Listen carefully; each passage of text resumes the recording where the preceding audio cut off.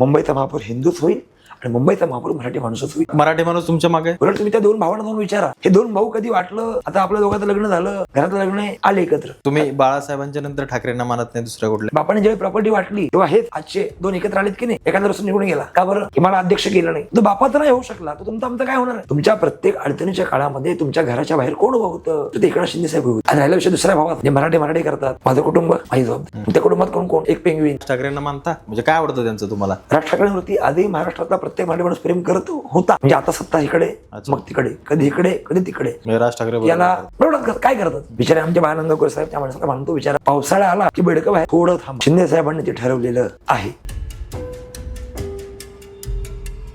नमस्कार मित्रांनो, मी मराठी माणूस प्रदीप. अत्यंत महत्वाच्या एका व्यक्तिमत्वाशी आज आपल्याला बोलायचं आहे. शिवसेना जिंकते 40 आमदार घेऊन जाते अगदी गुवाहाटीपर्यंत.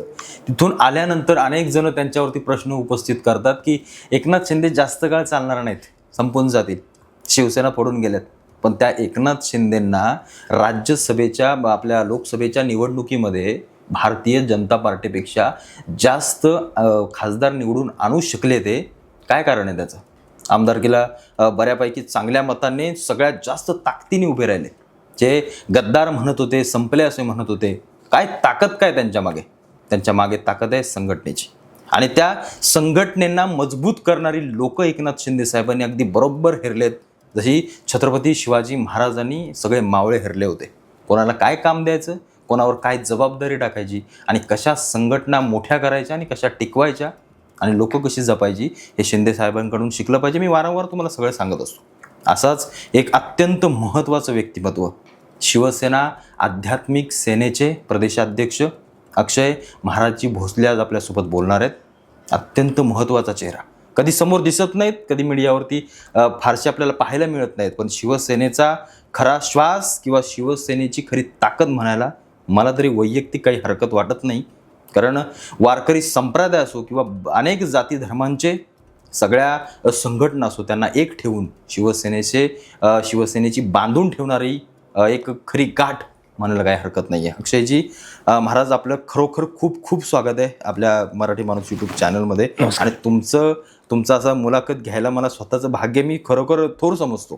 कारण अशी व्यक्तिमत्व फार कमी आहेत. म्हणजे जसं छत्रपती शिवाजी महाराजांना संत तुकाराम महाराज भेटले काय आणि त्यांना राजधर्म, त्यांना क्षत्रिय धर्म शिकवला आणि त्यातून छत्रपती शिवाजी महाराजांना अनेक गोष्टी करता आल्या, तसं मला असं वाटतं की शिंदे साहेबांना तुम्ही फार काही गोष्टी शिकवल्यात. पण मला एक गोष्ट फार महत्त्वाची वाटते की आध्यात्मिक सेना नक्की शिवसेनेमध्ये काय काम करते बरं, आणि काय नक्की त्यांचा सगळ्या गोष्टी कार्यक्रम कसा असतो नक्की, या सगळ्या गोष्टी ऐकायला मला देखील मी उत्सुक आहे. कारण असा एक महत्त्वाचा प्रवाह जो शिंदे साहेबांनी तयार केला आहे, मला असं वाटतं शिवसेनेमध्ये त्याची फार मोठी गरज आहे. आणि तो सगळ्यात मोठे फार टर्निंग पॉईंट आहे शिवसेनेच्या जिंकण्याच्या मागे. काय सांगाल या सगळ्या गोष्टीविषयी?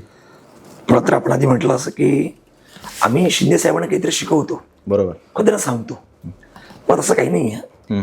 शिंदे साहेब हे सह्याद्री एवढे मोठे आहेत आणि त्यांना नेमकं गमक माहिती आहे की कुठल्या विषयात आपण काम केलं पाहिजे.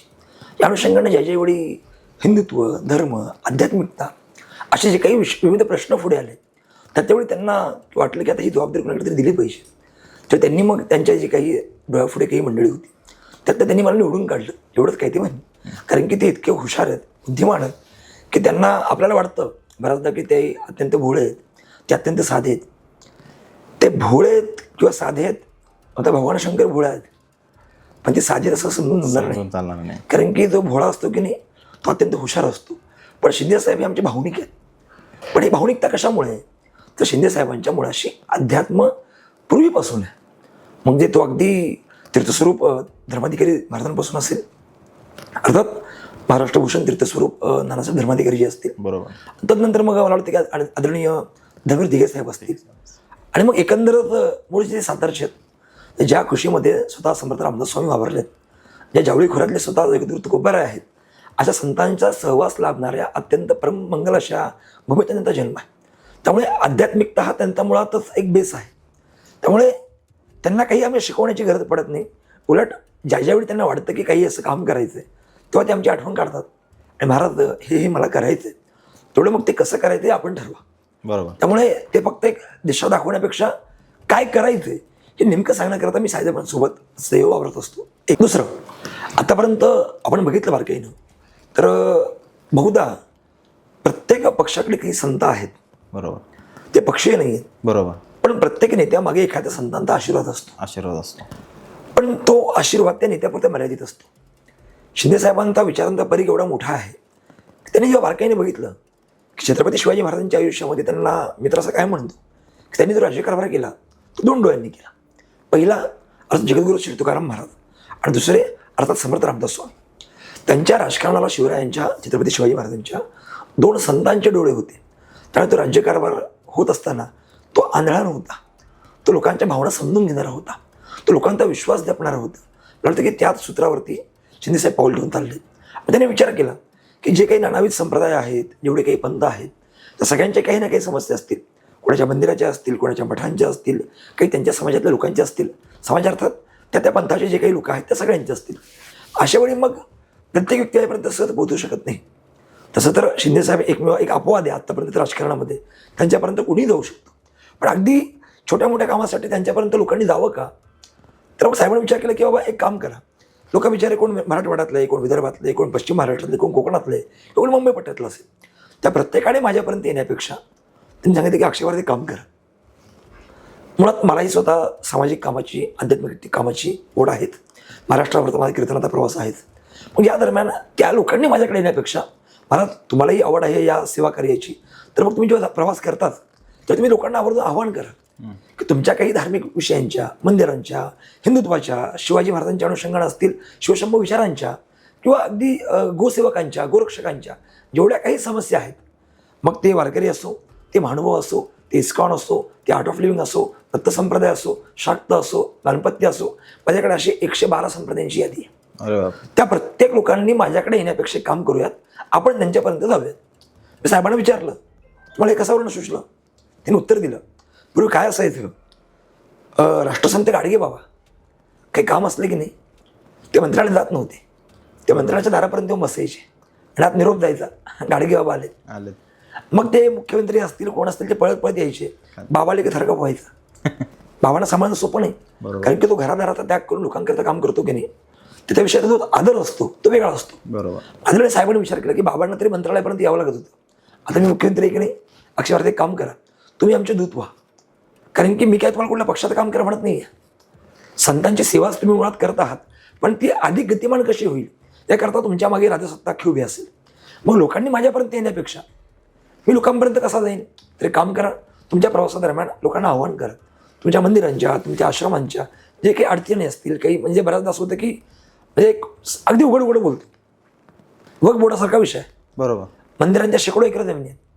मग कुठेतरी त्यांनी दावा केला, मग ती जमीन आपली असते, पण ती जमीन त्यांची कशी नाही हे सिद्ध करण्याकरता आपल्याला पळायला लागते. बरोबर.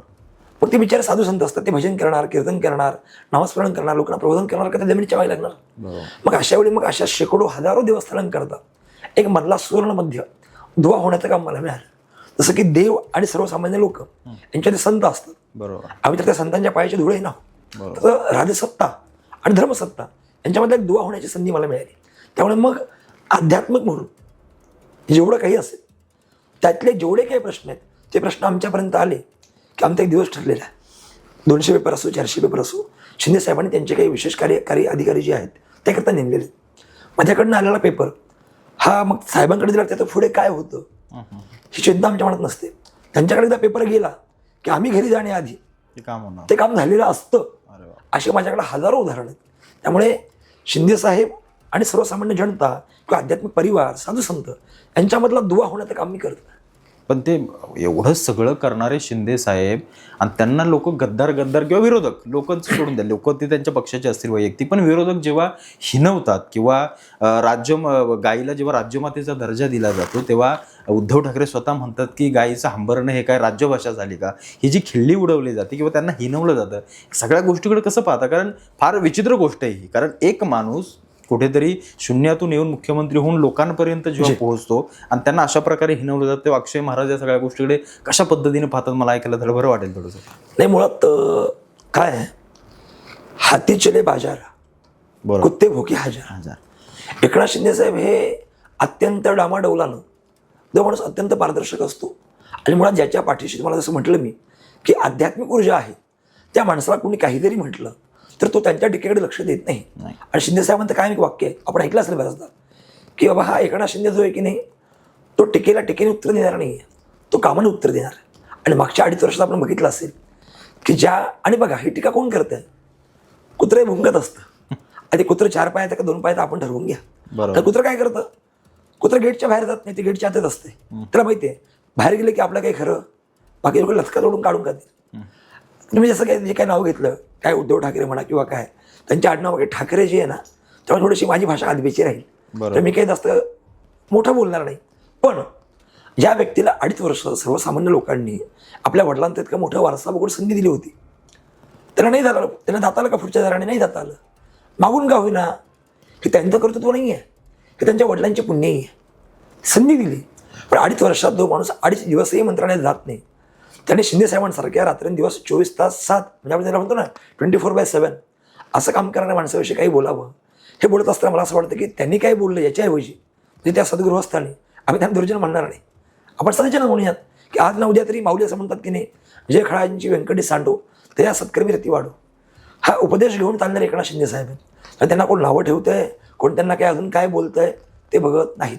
त्यांचं पक्कं ठरलंय, आपल्याला लोकांनी दिलेली संधी आहे, जनतेने ठेवलेला विश्वास आहे, आपण काय करायचं, लोकांची सेवा करण्यामध्ये आपण रत राहायचं. कोण काय बोलतं याच्याकडे किंवा या विषयाला एकनाथ शिंदेकडे काडीत काही किंवा आपण त्याला म्हणू की अगदी थेंबर सुद्धा त्याला संधी नाही आहे. कारण की तो माणूस इतका कामात वेगळा आहे, इतका कामात व्यस्त आहे की कोण काय बोलतंय ते बघायला त्यांच्याकडे वेळच नाही. मग राहिला विषय काय, मग ते तर बोलतातच, त्यांचे काही भोंगेही बोलत असतात, सकाळचे दुपारचे संध्याकाळचे, काय 3 शिफ्टमध्ये त्यांनी कामाला लावलेलं आहे. पण जो गेटच्या स्वतः दाराच्या बाहेर येत नाही, ते एकनाथ शिंदेवरती टीका करावी तर त्यांचं कर्तृत्व नाही आहे. त्यामुळे मला असं वाटतं की लोक फक्त बोलू शकतात. आणि मला कशी म्हटलं मी आध्यात्मिक पार्श्वभूमीचा आहे, मी नियमानं हरिपाठ वाचतो, माऊलींचा का भंग आहे तसं म्हणतात, त्याचं म्हणतात हरिपाठामध्ये क्रियेवेनं वाचाळ बरळती बरळ. क्रिया करणारी माणसं बोलत नाहीत आणि जी बरळणारी माणसं आहेत ते क्रिया करत नाही. एकनाथ शिंदे क्रिया करणारे आहेत आणि जे त्यांना नावं ठेवतात ती बरळणारी आहेत. तेव्हा त्यांच्या बोलण्याला किती महत्त्व द्यायचं. आपण महाराज तुम्ही संजय राऊतांचं सोडा, उद्धव ठाकरेंचं सोडा, विरोधकांचं सोडा, पण एक अशी चर्चा आहे लोकसामान्यांमध्ये की एकनाथ शिंदेंना भारतीय जनता पार्टीनं इतकं म्हणजे अनेक जण म्हणतात की एकनाथ शिंदेंना भारतीय जनता पार्टीनं मोठं केलं, खास करून देवेंद्र फडणवीसांनी मोठं केलं. पण आत्ताचं तुम्ही सगळं शिंदे साहेब नाराज झाले, गावाला गेले, मुख्यमंत्री व्हायचं होतं, या सगळ्या गोष्टी लोकांमध्ये चालू आहेत. पण भारतीय जनता पार्टी एकनाथ शिंदेनं संपू पाहते का, नाकापेक्षा मोती जड होतोय, असं काय तुम्हाला वाटतं का खरोबर? लक्षात घ्या, आतापर्यंत अनेकांनी असे प्रश्न विचारले, माध्यमांमध्ये पण मी पाहत असतो, काही गावी गेले की बातमी होते, अरे गावा म्हटलं म्हणून जाणार ना, आणि ज्यांना गावच नाही ते जाणार कुठे. त्यामुळे आणि नाकापेक्षा मोती तुम्ही जेवढं म्हणताय किंवा असं काही, पण मी म्हणेन की मला काही कुठल्या वादात सध्या पडायचं नाही. सध्या निवडणुका चालू आहेत, हे सगळे तिन्ही पक्ष मित्रपक्ष आहेत, भाऊ आहेत. एका घरामध्ये 3 भाऊ असतात, भांडणं होतात ना, ते कशावरून होईल काय होईल ते नंतरचं, भांडणं लागतं, भांडण होत असतं. काही वेळा काही गोष्टी मतभेद होत असतील, पण मनभेद आमच्यामध्ये नाही. आणि जे म्हणत आहेत की साहेब गावी गेले की त्यांना टेन्शन येतं, त्यांच्या मनामध्ये काहीतरी खोट आहे. आणि शिंदे साहेब हे सर्वसामान्यांचे, तुमचे आमचे म्हणजे अगदी कष्टकऱ्यांचे, शेतकऱ्यांचे, कामगारांचे जो व्यक्ती कोणालाही उपलब्ध आहे तो व्यक्ती मोठा आहे मुळात. त्यामुळे त्यांना कोणी लहान करावं इतकं ते कधी छोटे नव्हते, आणि त्यांना कोणी मोठं करावं ते मुळातच मोठे होते. कारण की बडो के संगत में जाय बढत बढत जाय, छोटो के संगत में जाय घडत घडत जाय. ते कायमच मोठ्याच्या संगतीत राहिलेत. मग हिंदुत्व सम्राट बाळासाहेब ठाकरे असतील, तर धर्मवीर दिघेसाहेब असतील, किंवा ते आमचे अगदी सद्गुरू असतील, ते काही संत असतील, वारकरी संप्रदाय आहे, नाही ते सगळे संप्रदाय आहेत. त्यामुळे ज्यांच्या मागे संतांचे आशीर्वाद आहेत त्यांना कोणाला भिण्याचं कारण नाही. आणि त्यांचं अस्तित्व कोणी छोटंही करू शकत नाही. कोणी प्रयत्न तरी केला की आता हे मोठे होतात आपण छोटं करूयात, असं होणार नाही. मग एकनाथ शिंदे 40 जणांना घेऊन फुटले ते फडणवीसांच्या सांगण्याने 50 खोके दिले. कारण कालच्या मुलाखतीत ठाकरेंचा विषय, दोन्ही ठाकरेंचा हात चालला होता. राज ठाकरेंनी अगदी बेरीज केली की 50 कोटीत जर 40 जण वाटले तर काहीतरी 2,500 कोटी रुपये होतात. एवढे कोटी रुपये घेऊन एकनाथ शिंदे पळून गेले. मग हा रोख खरं आहे की आपलं असंच फक्त बोलण्याचं? काय झालंय, लोकांना काहीतरी वेगवेगळे विषय दाखवायचे आणि भरकटवायचं. 2,500 कोटीमध्ये किती शून्य आहेत त्यांना माहिती आहे, काय त्यांना विचारा. ते बोलणं सोपं येते. मुळात लक्षात घ्या, ते स्वतः मंत्री होते, इतर सदस्य ते सुद्धा मंत्री होते. मग स्वतःकडे सगळी मंत्रिपदं असताना कोण का लात मारून जाईल? विषय काय आहे? मला वाक्य आठवतंय, हिंदू हृदय सम्राट बाळासाहेब ठाकरे असं कायम म्हणायचे, मी माझ्या शिवसेनेची काँग्रेस होऊ देणार नाही. तर त्यांच्या मांडीला मांडी लावून कोण बसलं काँग्रेसच्या? तुम्ही जाऊन बसला. बरोबर. एकीकडे त्यांनी आमच्या संतांचा अपमान करायचा, आमच्या देवीदेवतांचा अपमान करायचा, आमच्या हिंदू अस्मितेचा अपमान करायचा. म्हणजे आजही एकीकडे जोपर्यंत मला वाटतं की आदरणीय उद्धवजी, आम्ही तर आदरणीच म्हणतो, आम्ही काय त्यांना लगेच काही जनाब बिनाब म्हणणार नाही, पण काय आम्ही ठरवतो कायम आदरानं बोलायचंय. त्यांची कृती असते, आम्हाला म्हणावं लागतं जनाब उद्धव ठाकरे. पण काय आहे, आम्ही कधीही काल आपण बघितलं असेल, एक व्हिडिओ व्हायरल झाला, मला वाटतं की संजय राऊत आणि आदरणीय शिंदे साहेब एकत्र भेटले.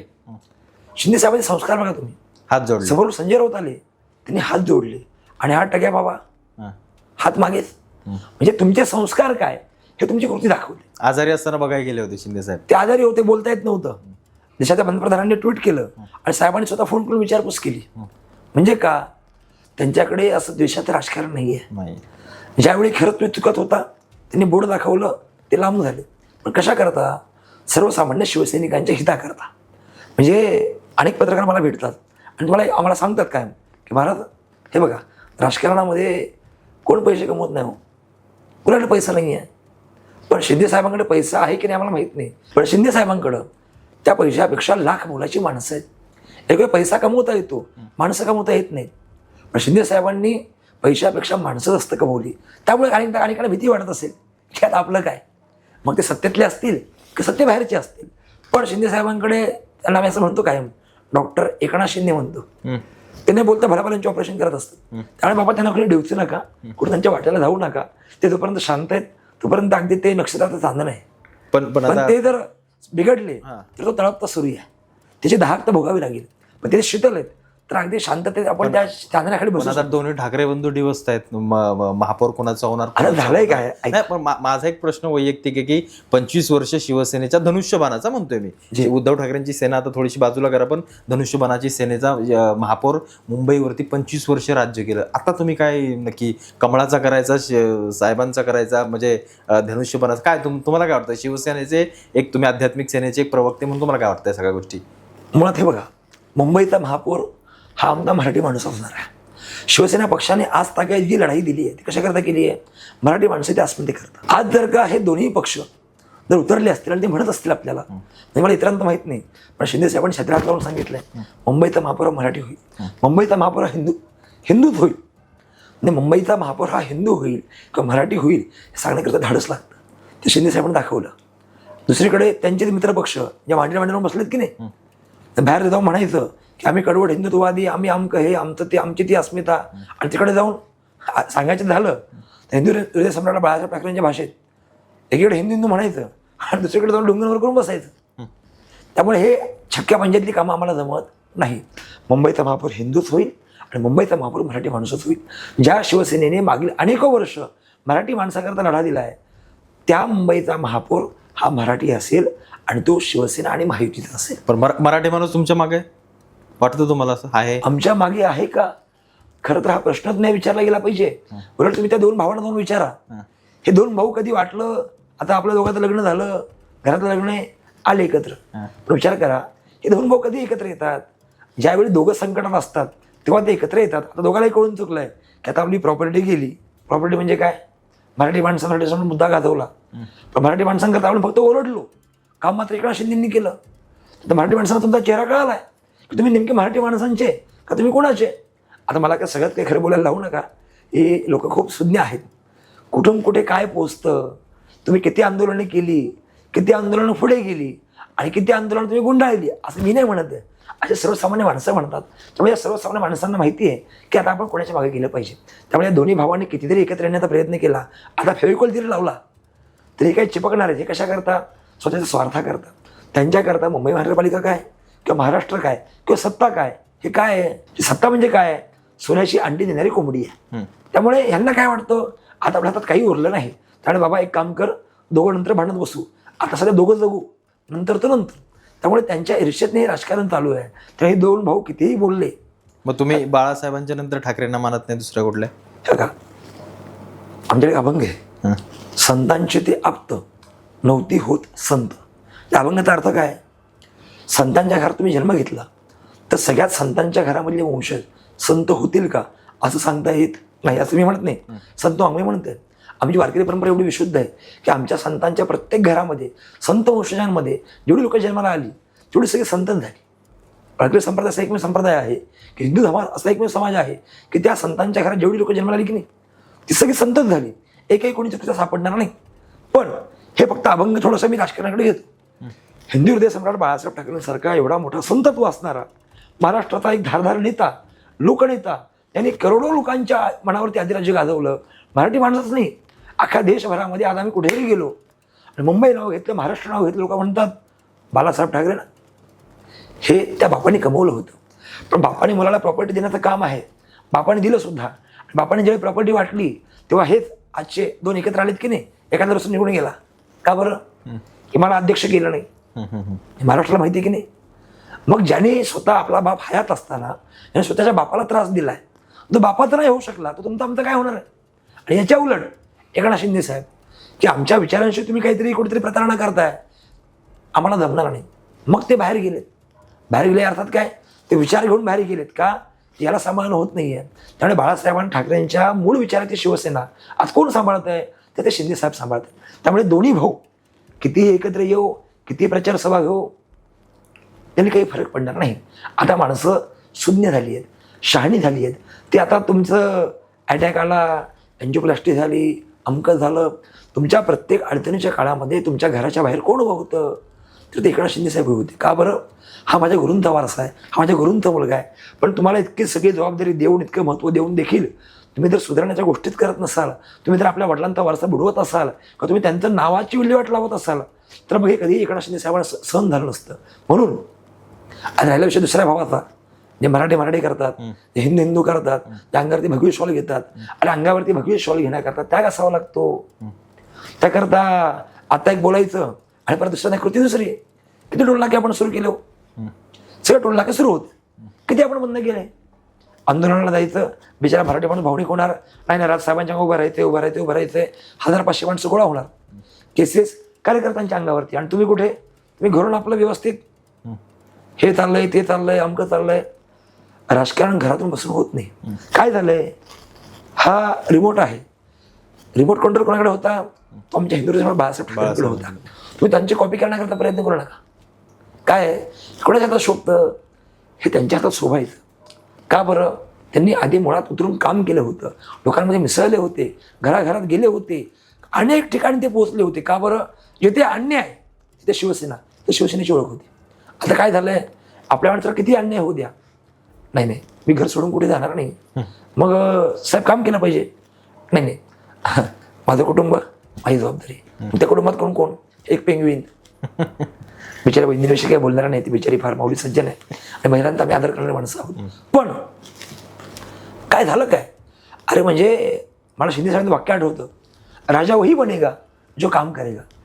सगळी सुख आपल्यासोबत असताना, सगळी सत्ता आपल्यासोबत असताना, अगदी मोदी साहेब ज्या नेतृत्वाला भाऊ म्हणतात, आमच्या आदरणीय डॉक्टर श्रीकांतदादा शिंदे, मोदीजी त्यांना भाऊ म्हणतात, त्यांना शिंदे साहेब मंत्रिपद देऊ शकले नसते का, सहज देऊ शकले असते. पण मी मुख्यमंत्री आहे, माझा मुलगा पण मंत्री पाहिजे का, नाही. मी जर मुख्यमंत्री असेल तर माझ्यासोबत माझा मुलगा खासदार आहे, तोही केंद्रात मंत्री होऊ शकतो. पण त्याला मंत्रिपद देण्याऐवजी साहेबांनी काय केलं, आपले जुने शिवसैनिक, आपले जुने ज्येष्ठ सहकारी आदरणीय प्रतापराव जाधव साहेबांना मंत्रिपद दिलं. हा मोठेपणा कोणाचा आहे, हा मोठेपणा शिंदे साहेबांचा आहे. आणि या उलट म्हणजे आपण असं काय म्हणतो की बाप तसा बेटा, कुंभार तसा लोटा आणि खाणं तशी माती. मी कोणाचं कौतुक करायला ते आलेलं नाही आहे. पण आदरणीय डॉक्टर श्रीकांतदादा शिंदे हे व्यक्तिमत्व फार कमी बोलतं, कृती फार करतं. त्यांनाही साहेबांनी विचारलं असेल, बाबा तुला नेमकं काय करायचं आहे. त्यावेळी मला आठवतं आहे, मी तिथे साक्षीदार आहे, आदरणीय दादाने सांगितलं की बाबा तुम्ही आता मुख्यमंत्री आहात की नाही, मला एक गोष्ट अधिक आवडेल की तुम्ही मुख्यमंत्री असाल तर मी जे खासदार आहे, तर तुम्ही राजसत्तेकडे लक्ष द्या, तुम्ही मुंबई पहा किंवा तुम्ही इतर लोक पहा, मी तळागाळात जाऊन तरुणांची मूड बांधतो, मी सर्वसामान्यांचे प्रश्न बघतो. तर श्रीकांत शिंदे फाउंडेशन असेल किंवा आमची आरोग्य व्यवस्था असेल, या सगळ्याच्या माध्यमातून आज शेकडो रुपयांचा निधी सर्वसामान्य मिळाला. म्हणजे एकीकडे काय, एकीकडे आपल्या मुलाला पेंग्विन घेऊन देणारा बाप आणि दुसरीकडे आपल्या मुलाला शिवरायांच्या विचारांची कास शिकवणारा, त्यांचा विचार घेऊन जाणारा बाप. एवढा मोठा फरक आहे. त्यामुळे वारसा हा पिढीने मिळत नसतो, वारसा हा कष्टाने, वारसा हा मला वाटतं की कामातून कमावा लागतो. आणि तो शिंदे साहेबांनी केलाय. त्यामुळे हे दोन भाऊ कितीतरी एकत्र आले तर एकनाथ शिंदे साहेबांना हात लावू शकत नाही. मग तुम्ही राज ठाकरेंना मानता? म्हणजे काय आवडतं त्यांचं तुम्हाला? काय होतं, राज ठाकरे पूर्वीचं सांगतो मी, पूर्वी मानायचा काय किस्सा? अर्थात राज ठाकरेंनी जो केव्हा मराठीचा मुद्दा उचलला, मला वाटतं की हे बघा, पक्षीय समीकरण वेगळं आणि व्यक्तिगत प्रेम वेगळं. राज ठाकरेंवरती आधी महाराष्ट्रातला प्रत्येक मराठी माणूस प्रेम करत होता, पण आता मात्र त्यांची समीकरण बिघडलीत की ते चंचल आहेत. बरोबर. म्हणजे आता सत्ता इकडे मग तिकडे, कधी इकडे कधी तिकडे, अशाने काय होणार आहे? लोक तुमच्यावरती विश्वास ठेवणार नाही. कधी ते मोदींचं कौतुक करतात, कधी ते मोदींना शिवाय घालतात. कधी म्हटले एकनाथ शिंदे प्रामाणिक माणूस आहे, आज ते त्यांनाच नाव ठेवतात. कधी ते त्यांना घरी बोलवतात, चर्चा करायची, अमकं करायचं, मराठीचा मुद्दा आहे, ते त्यांच्यापुढे गाणं घालतात की शिंदे साहेब हे आपल्याला करायचं आहे. आणि कधी ते त्यांना नाव ठेवतात. तर तुम्ही जो आयुष्य मराठीचा मुद्दा उचलला त्याला न्याय कोणी दिला हो? त्याला न्याय देणारे एकनाथ शिंदे साहेब होते. म्हणजे आज मराठीला जो अभिजात भाषेचा दर्जा मिळाला आहे तो कोणाच्या कारकिर्दीत मिळाला हो? तो केवळ शिंदे साहेब देऊ शकते. पण आधी आठवत आहे जेव्हा मी आदरणीय उदय सामंत साहेबांशी बोलत होतो, त्यांनी सांगितलं की अक्षय महाराज याच्याकरता पाठपुरावा करण्याकरता माझ्या मागे हात धुवून कोणी लागला असेल तर ते एकनाथ शिंदे साहेब होते. का बरं? तर आपण महाराष्ट्रातली माणसं आहोत, मराठी आपली आई आहे आणि या भाषेला पुढे घेऊन जायचं असेल, लोकांपर्यंत अधिकृतरित्या मोठ्या प्रमाणात पोहोचवायचं असेल तर आपण भाषेला तो दर्जा दिला पाहिजे. कुणी सांगितलं? तुम्ही फक्त आंदोलन करत बसला. पण आंदोलनाने फक्त कामं होत नाहीत. आंदोलनानंतर दिशा मिळते, पण त्याला मुळात काम करावं लागतं. ते काम शिंदे साहेबांनी केलं. माहीमच्या त्या किनारपट्ट्यावरती काही अनधिकृत बांधकाम होतं. तुम्ही काय केलं? हे नाही केलं तर मी तोडीन, अमकं करीन, तमकं करीन. कृती काय केली हो? मला माऊलींचा अभंग आठवतो, क्रियेविना वाचाळ बरळे ती बरळ. क्रिया न करता फक्त तोंडाने बडबड करत राहणे, राज ठाकरे याला बरोबर काय करतात? त्यांनी काय आणलं अस्तित्वात? एकीकडे त्यांच्या सुरुवातीच्या काळामध्ये अनेको आमदार होते. बिचारे आमचे बाळानंदकर साहेब, त्या माणसाला मानतो बिचारा, त्याची निष्ठावान माणूस आहे, अत्यंत प्रामाणिक माणूस आहे. पण गुरु आणि शिष्य याच्यातलं नातं आहे की नाही, शिष्य किती चांगला असला गुरुकडून मार्गदर्शन नाही मिळालं तर काय करणार बिचारा? माझा मुद्दा काय माझा ऐका, तुम्ही फक्त आतापर्यंत भोंगे लावू, अमकं करू, हे करू, आम्ही यांना हाकलून लावू, तुम्ही बोलला, कृती केली की नाही? हजारो घुसखोरी बांगलादेशींना महाराष्ट्रातनं हाकलण्याचं काम कोणी केलं असेल तर ते शिंदे साहेबांनी केलं. अनेक ठिकाणी अतिक्रमण झाली, आमच्या गड किल्ल्यांवरती अतिक्रमण झाली, कुणी काढली? शिंदे साहेबांनी काढली. मग मला म्हटलं मी माहीमच्या केंद्रपट्टीवरती काहीतरी एखादी मजार होती किंवा काही बांधकाम होतं, ते मुद्दा उचलला, मान्य आहे. कृती काय तुम्ही केली हो? कृती करणारे एकनाथ शिंदे साहेब होते. आणि फक्त माहीमचंच बोलत नाही आहे, छत्रपती शिवरायांचा अत्यंत मोठा विचारांचा वारसा तो म्हणजे काय, त्यांचे गड किल्ले. त्या अनेक गड किल्ल्यांवरती आजही मोठ्या प्रमाणात अतिक्रमण झाली आहेत. कुणी काम केलं हो? त्या गड किल्ल्यांना युनेस्कोमध्ये दर्जा प्राप्त करून देण्याचं, त्या जागतिक पातळीवरती घेऊन देण्याचं काम कोणी केलं? ते आमच्या शिंदे साहेबांनी केलं. शिवाजी महाराजांची वाघनखं महाराष्ट्रात कुणी आणली? शिंदे साहेबांनी आणली. म्हणजे फक्त आम्ही शिवरायांच्या विचारांची आणि अमकं आणि आमचं तमकं वेळात रुद्राक्ष घातला तुम्ही काय आदरणीय बाळासाहेब होत नाही तुम्ही. त्याकरता तो वारसा कमवावा लागतो आणि तो वारसा शिंदे साहेबांनी कमवला. त्यामुळे ह्या दोन्ही पावसाळा आला की बेडकं बाहेर येतात. काय म्हणतो मी? बेडकं. पावसाळा आला त्या डबक्यातनं बेडकं बाहेर येतात. तसं राजकारण आलं, मराठीचा मुद्दा आला, कोणी काही आपल्याला काही ओरडायला लागलं की समजायचं की हा आता झोपेतनं उठलाय आणि हा आता ओरडायला लागला म्हणजे काय समजायचं कुठल्या तरी निवडणुका जवळ आल्या. बाळासाहेबांच्या काळामध्ये प्रश्न हा महत्त्वाचा घेऊया. बाळासाहेबांच्या काळात बाबरी मशिदीचं सगळं काम झालं, तुम्ही पाहिलं असेल. शिंदे साहेबांच्या काळात अफजल खानाची कबर अगदी पार त्याचे काय वाटोळ करायचं ते केलं. पण सगळ्यात महत्त्वाचा मुद्दा म्हणजे लोक अख्खा महाराष्ट्र बघतोय, औरंगजेबाची कबर शिंदे साहेब असो किंवा महायुती असेल किंवा फडणवीस साहेब असेल, कधी तोडणार? लक्षात घ्या, आपल्यावरती अनेकांनी अतिक्रमणं केली, आपल्यावरती अनेकांनी हल्ले केले.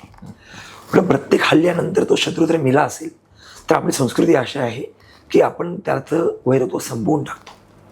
म्हणजे प्रतापगडच्या पायथ्याला त्या अफजल खानाचं थडगं आहे, थडग्याला आमचा विरोध नाही, कारण की ते थडगं कोणी बांधण्याला परवानगी दिली आहे? साक्षात दस्तुरखुद्द छत्रपती शिवाजी महाराजांची जागा दिली आहे. पण त्यांनी असं सांगितलं नाही की मी आता महिमा मंडन करा. त्यात अफजल खान, मी तर कायम सांगतो लोकांना, आवर्जून सांगतो, अफजल खान दोनदा फाडला. एक फाडला छत्रपती शिवाजी महाराजांनी, तो 32 तासाचा बोकड फाडला, आणि दुसरा फाडला आमच्या एकनाथ शिंदेंनी. का? छत्रपती शिवरायांचे मावळे होते. आम्ही अनेकदा जायचो, साहेब प्रतापगड आमचा इतका मोठा किल्ला आहे, पण पायथ्याला काय त्यांनी मोठी मजार बांधली, अमकं केले तमकं केलंय. तो थडगं होतं होते, काय होतं तिथे? मोकळी फक्त मजार होती, त्याला तिथे पुरलंय, गाडलंय, त्याला तिथे दफन केलंय. आणि तर आमची अशी इच्छा होती तर दफन केलंय की नाही त्याच्यावर जाऊन आम्ही तिथे नाचलं पाहिजे. का बरं? तर आमच्या महाराजांनी याला इथं गाडलंय, आणि हा आमचा स्वाभिमान आहे, हा आमच्या बापाचा पराक्रम आहे. पण त्याच्यात काही पिलावळींनी काय केलं महाराज, तिथे आले, मोठा दर्ग्यासारखं काही बांधकाम केलं, तिथे झुंबरं मी बघितली होती जाऊन एकदा, 20-20 लाखाची झुंबरं होती. आणि भूतकाळातल्या आम्ही प्रत्येक सरकारला विनंती केली होती की अफजल खान हा काही आपला पाहुणा नव्हता, तो शत्रू होता, त्याने महाराजांवर चाल केली होती, त्याने महाराजांना मारण्याचा प्रयत्न केला होता आणि ते एवढं पुढं बांधकाम केलंय, मी काढलं पाहिजे. पण प्रत्येकाला आपल्या मताची पोळी भाजावी लागते. आम्ही जर हे काढलं तर आमची काही मतं कमी होतील. लक्षात घ्या, ज्या लोकांना मताचं गणित बघायचं आहे ते कधी हिंदुत्वाचं काम करू शकत नाही. आणि हे बोलताना मी एक मुद्दा अधोरेखित करतो की शिवसेना पक्षाचं हिंदुत्व हे कुठल्याही द्वेषाचं हिंदुत्व नाही आहे. जो मुस्लिम बांधव आमचा आजही भारत मातेला आई म्हणतो, भारत मातेला बाप म्हणतो, तो आमचाच आहे. जो मुस्लिम बांधव आजही म्हणतो भारत माता की म्हटलं की जो जय म्हणतो, मुस्लिम आमचा आहे. शिवसेना पक्ष कधीही जातीय त्याला थारा देत नाही. आमचा विरोध कोणाला आहे? आमचा विरोध अफजल खानाला. का बरं? तर त्याने आमच्या अस्मितेवरती हात केला, त्याने आमच्या भारताकडे बोट केलं आणि शिवाजी महाराजांच्या अस्मितेकडे अथवा हिंदूंच्या अस्मितेकडे बोट जर केलं तर ते केलेलं बोट आम्ही 200% तोडणार. राहिला विषय तर अफजल खानाचा, थडग्याचा, तर ते थडगं असलं पाहिजे का? तर त्याला महाराजांनी जागा दिली आहे. पण त्याच्यावरती जे काही महिमामंडळ सुरू केले नाही, अफजल खान तिकडे पण येतो मी.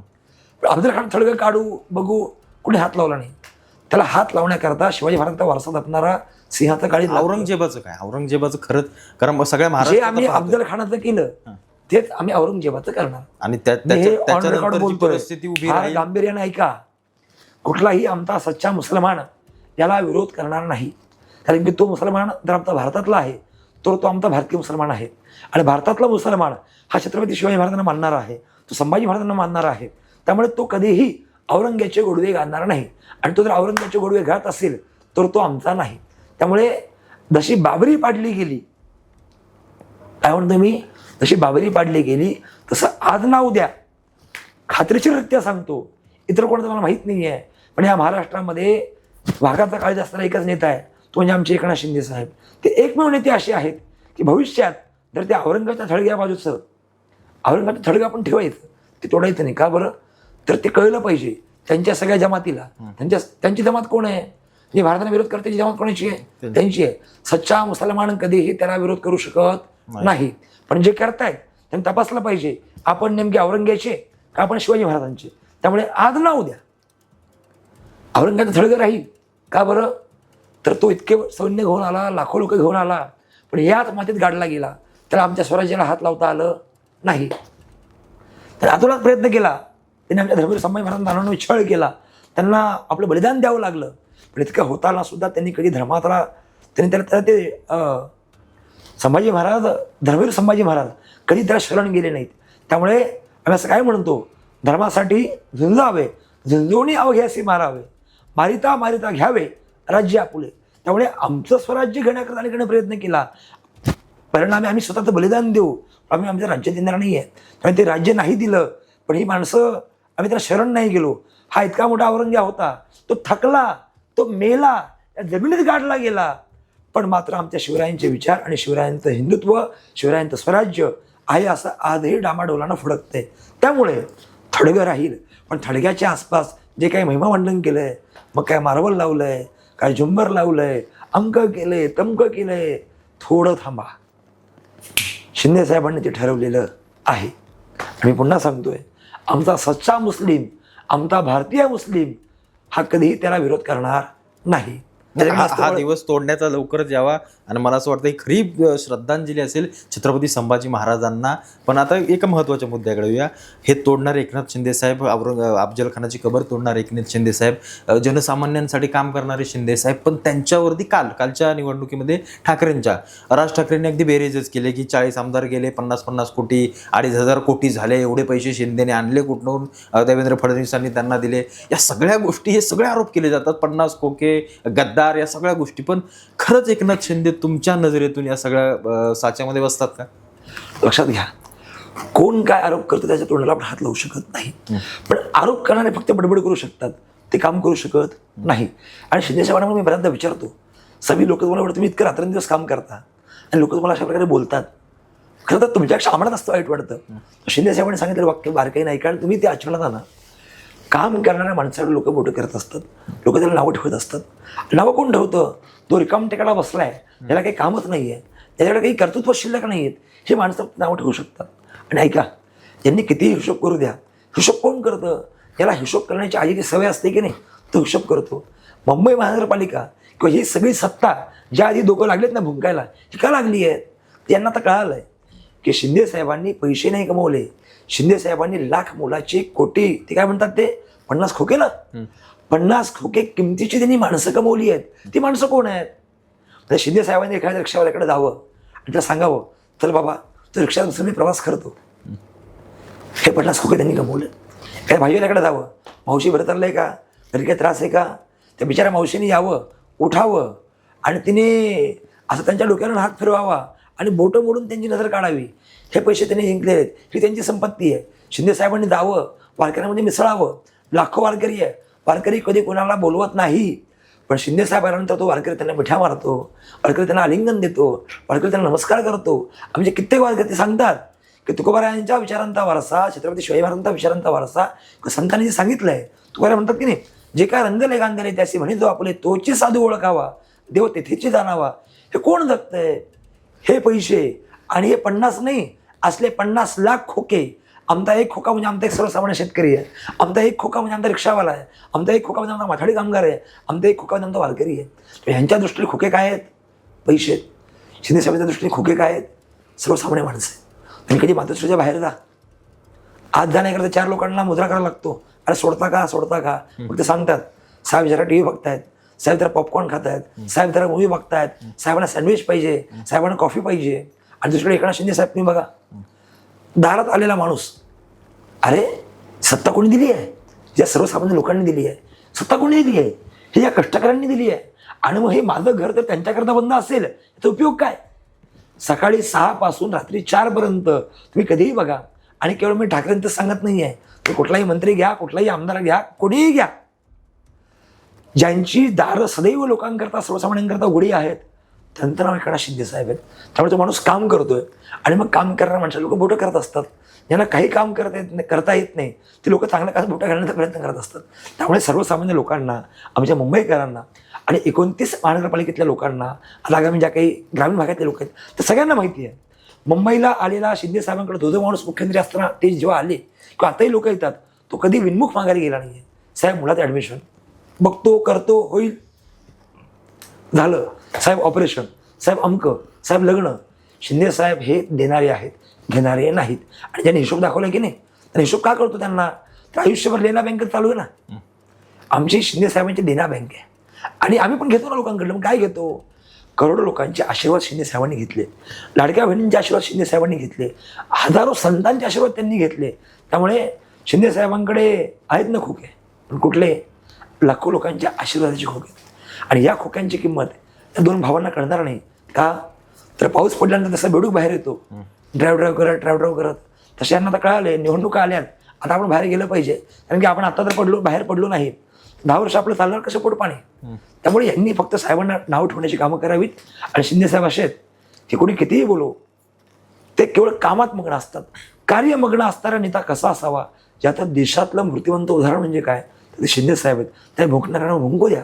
आपलं काम काय? भुंकायला आला का टाक बिस्किट, चलो पुढे. बरं, ठाकरे तर आता विरोध करतात शिंदे साहेबांचा, पण महायुतीतले नवी मुंबईतले गणेश नाईक स्वतः भारतीय जनता पार्टीचे शिंदे साहेबांना थेट अगदी आव्हान करतायत. आणि काय काय त्यांचे इंटरव्ह्यूज वगैरे चाललेत. मग हे नक्की म्हणजे महायुतीत तुम्ही पक्षामध्ये राहताय, सत्ता भोगताय, आणि याच्यामध्ये डायरेक्ट एखाद्या पक्षाच्या मुख्य नेत्याशी महायुतीतल्या एक गणेश नाईक डायरेक्ट विरोध करतायत. या सगळ्या गोष्टी म्हणजे काय वैयक्तिक भांडण आहे की काय पक्षातला काही वाद आहे यांचा? सगळा काय आहे, अलीकडच्या काळामध्ये लोकांना सर्वसामान्य घरातून एखादा माणूस, शेतकऱ्याच्या घरातून माणूस मोठा होतो, सहनच होत नाही हो. म्हणजे काल परवा राजकारणामध्ये आलेले शिंदे साहेब, म्हणजे 90च्या दशकात आलेले शिंदे साहेब, आणि त्याच्यापूर्वीपासून आम्ही काम करतोय. अरे आम्ही अजून छोटेच आहोत. का छोटे आहोत? तर तुम्ही घराच्या बाहेर गेला नाही. आणि तुम्ही आता मुद्दा काढला नवी मुंबईचा, तर थोडंसं आता मी बोलून जातो. बघा, नवी मुंबईत सध्या ठीक आहे, काय 2 पक्ष वेगळे लढत आहेत. महाराष्ट्रातलं समीकरणं वेगळी आहेत, इथली समीकरणं वेगळी आहेत. पण तुम्हाला मी सगळ्यांना सांगू इच्छितो, नवी मुंबईमध्ये सर्वसामान्य माणूस आधी शिवसैनिकांच्या सोबत आहे. लोकांना आता घराणेशाही नको, कारण लोकांना माहिती आहे आम्ही जर आज शिवसेनेला मत दिलं तर नवी मुंबईचा महापौर हा सर्वसामान्य घरातला असेल. पण हे जर आम्ही भाजपाला मत दिलं तर नवी मुंबईचा महापौर कोण असेल? हा नायिका अंतरात असेल. तुम्ही काय म्हणता आणि नवी मुंबईचा शिल्पकार? तुम्ही बोलताय, लोकांनी बोललं पाहिजे ना. त्यामुळे शिंदेसाहेब असल्या बोलणाऱ्यांकडे लक्ष देत नाही. आणि जर बोलायचं झालं तर तुम्ही जर इतके मोठे शिल्पकार आहात आणि तुम्ही एवढं मोठं काही काम केलंय तर मग मध्यंतरी भावखळेश्वर नावाचं मंदिर होतं, खूप मोठं मंदिर होतं. आदरणीय नाईक साहेबांच्या सौभाग्यवतींच्या स्वप्नात काही दृष्टांत झाला आणि ते काही त्यांनी मंदिर वगैरे बांधलं. ठीक आहे ना, तुम्ही चांगलं काम करता, आम्ही त्याचा आदरच करू. पण ते मंदिर भूतकाळामध्ये तोडण्यात आलं. बरं, ते मंदिर तोडलं गेलं, पण आपलं व्हाईट हाऊस, आपला बंगला आहे असंच आहे. मग तुमची घरं राहतात, मंदिरं तुटतात. तुमच्या क्वाऱ्या शिल्लक राहतात, मंदिरं तुटतात. तुम्ही काय एकनाथ शिंदेना सांगता? एकनाथ शिंदे साहेबांच्या नखाची बरोबरही तुम्ही करू शकत नाही. त्यामुळं बाबांनो, आपण कुठे आहोत, आपण काय करतोय आणि आपण कोणाविषयी बोलतोय, थोडं भान राखा. महाराज खूप छान वाटलं. इतके म्हणजे आता मला अनेक प्रश्न आहेत माझ्या मनामध्ये, पण तुम्हाला वेळ नाही आहे बाहेर जायचं दौऱ्यासाठी वगैरे, पण तुम्ही वेळ दिलात त्याबद्दल खरोखर मी तुमचे मनापासून आभार मानतो. आणि मी तुम्हाला पुन्हा एकदा सांगतो, शिवसेनेच्या संघटनांचा म्हणजे ज्या धार्मिक संघटना आहेत त्यांचा आत्मा अक्षय महाराज जे आहेत असं म्हणायला खरंच काही हरकत नाही. आणि महाराज खरोखर तुमचा एवढा अमूल्य वेळ मला दिलात आणि एवढ्या धामधुमीच्या काळामध्ये मी तुमचा मनपूर्वक आभारी आहे. तुम्हाला खूप खूप शुभेच्छा पुढच्या राजकीय आणि आध्यात्मिक कार्यासाठी, एवढंच मी फक्त म्हणतो. आणि आई भावाने तुमच्या पाठीशी नेहमी उभी राहील. आणि शिंदे साहेबांच्या देखील औरंगजेबाचीच कबर तुम्ही लवकरात लवकर तोडाल जसं तुम्ही म्हणलाय तसं, आणि त्या दिवसाची आम्ही नक्की वाट पाहू. धन्यवाद.